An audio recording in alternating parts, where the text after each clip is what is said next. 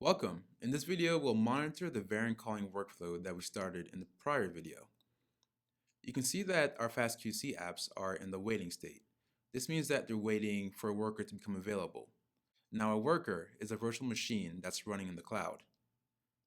Next, our BWMem app is in the running state. This means that the BWMem application is currently executing on a worker. And then the Freebase app is in the waiting on input state. Waiting on input means that it's waiting on a prior step in the workflow to finish, which in this case means the BWMem app. Now let's look at BWMem's log file. As a job is running, it will stream the output logs to DNA Nexus so you can view them from the platform. So the log files are being streamed to the platform live, so we can see that the job is running currently, and we can filter the logs by standard out, standard error, and just info from DNA Nexus. So once this job is completed, we'll be able to come back, view the inputs and the output files that have been generated. But for now, let's go back to our previous run. Now, if you remember, in a prior video, I ran a single app of LCA BWMem. If we click that app, we can see a breakdown of the inputs and the outputs. So you can see that this job is completely done. We can review the logs from the actual job run. For now, we're going to look at the output files.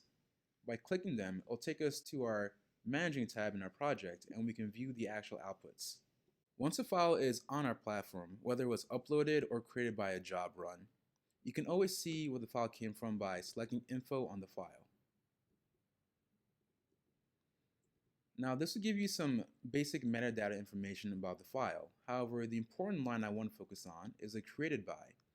It'll tell you which user created the actual file, which in this case is Eli. And it'll tell you how it was created by running BWMem in the job LCA BWMem. If we click this job, it'll take us back to the actual job that created the file. Now that holds true for all outputs and all file objects on the platform. So after reviewing the status of our completed job, if we notice anything was off about the inputs that we want to rerun in any way, we're able to easily launch as a new job.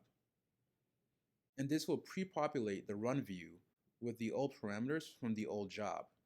So after I come in and I make any changes to the inputs, I'm able to save and now run this as a new job.